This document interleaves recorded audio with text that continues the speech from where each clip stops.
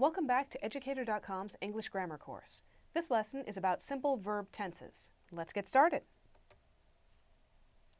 All right, we're going to begin by asking, what is a verb tense? We're going to find out what they are, how they work, and what they do. We're going to look at three simple tenses: the simple present, the simple past, and the simple future. And we're also going to look at the irregular past tense and past participle. This is a set of verbs that play by their own rules. We're going to look at them in detail. And finally, we're going to learn how to use simple tenses in our writing. All right, what is a verb tense? Well, the word tense in English for grammar comes from the Latin word tempus, which means time. Verb tenses are the ways that verbs change according to the time at which the action they describe occurs. There are three simple tenses. Simple present tense describes actions that occur in the present. Simple past tense describes actions that occurred in the past. And simple future tense describes actions that will occur in the future. Some verbs, called irregular verbs, have special participle forms that create unusual tenses, and we'll look at those as well. Okay, let's begin with a review of basic verb forms. This was covered in the last lesson, but we're going to go over it briefly so we can use it here. The base form of a verb is the first person singular present tense, the form that you'd use in the sentence, I do something, or after to form the infinitive. So, the cookies smell amazing. The verb is to smell, and the base form is smell. The present participle form is usually created by adding the suffix ing to the base form. The birds are singing, to sing. And the past participle form, which we'll get into today, is created by adding the suffix d or ed to the base form. I walked to the bus stop. The verb is walk. Now, the simple present tense. For regular verbs, all persons and numbers except third person singular use the base form of the verb to describe actions that happen right now, habitual actions, and general truths. The third person singular uses the base form with s or es added at the end. If the verb ends in y, you change the y to an I and add es. So let's look at some examples. I talk to my mother each day. It's a habitual action. I do it all the time, so I use the base form talk. He talks to himself. It's a habitual action, but it's third person singular, he, so it becomes talks. They talk to each other all the time. Again, a habitual action. Even though the subject is plural, we still use talk. I fly in an airplane. General truth. If I'm going to fly, I probably need an airplane. And a chicken flies poorly. Another general truth. We take that y, turn it into an I, add es for the third person singular, chicken. Okay, the simple past tense. For regular verbs, the past participle form is also the past tense. You form the past tense by adding the suffix ed or d to the verb's base. If the verb ends in e, you just add d. If the verb ends in y, change y to I once again and add ed. The teacher insisted that I do my homework. The base verb is insist. We added ed and we get the past tense insisted. The mouse surprised the cat. It ends in e, so we just added d. I cried. The base verb here was cry with a y. The y became an I and we got cried. While I watched the sad movie. Now, here's the problem with the past tense. There are irregular verbs in English. More than 100 of them, in fact. There are more than 100 irregular English verbs, and they take different forms for the past tense and or the past participle. They don't follow the regular rules. This is partly because English tends to borrow or steal words from other languages. Sometimes that means we borrow their forms as well. The most irregular verb in English, appropriately enough, is to be, which we use all the time. And it has past and past participle forms that change in person and in number. So, I am, yesterday I was, tomorrow, in the past, I have been. So our past participle is a completely different form. You are, yesterday you were, in the past you have been. He, she, or it is, yesterday he, she, or it was, and in the past he, she, or it has been. we are, we were, we have been, and they are, they were, they have been. This is one of those you're just going to have to memorize.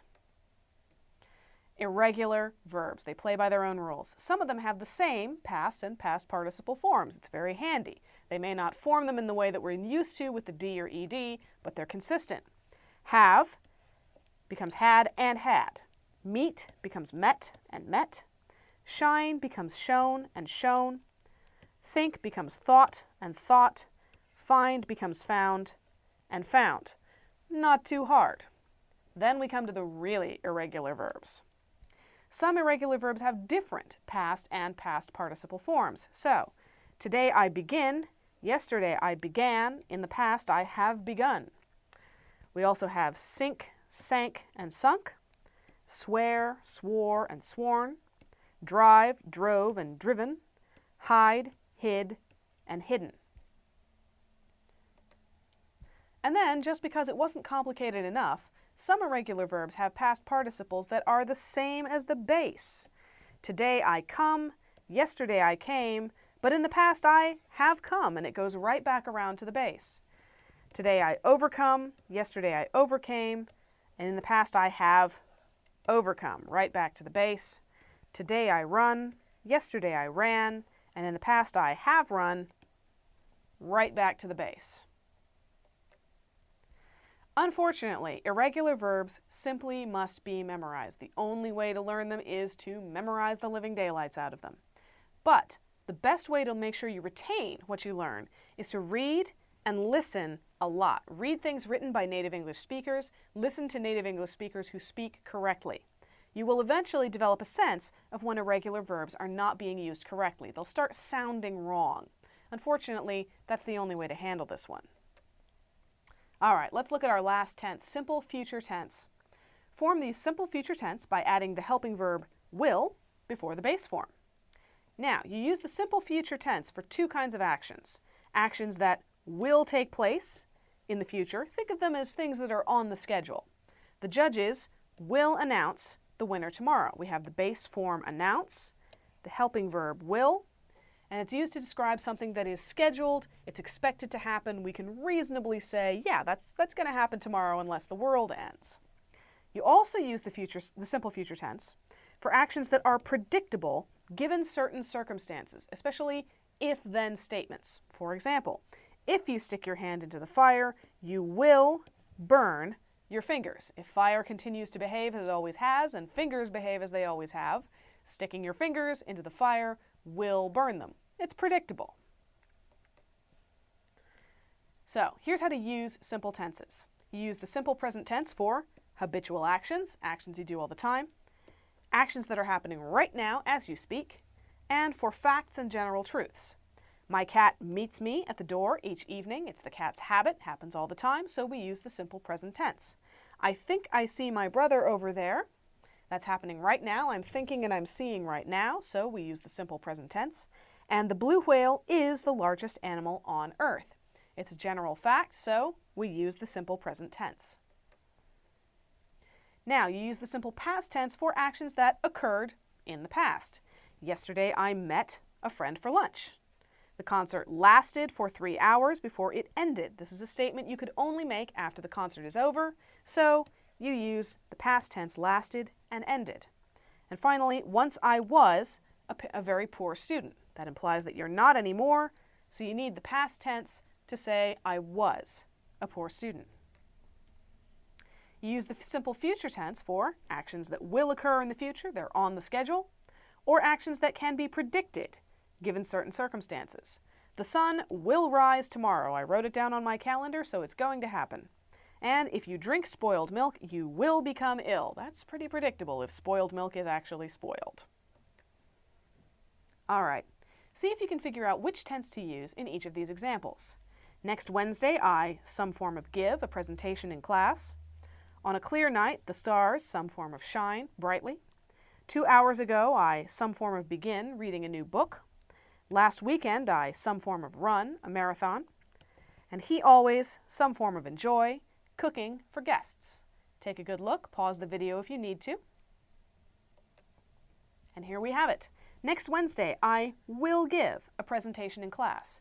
Your clue here was next Wednesday. We're describing a scheduled event in the future, so we use the simple future tense. On a clear night, the stars shine brightly. This is a general fact, so we use the simple present.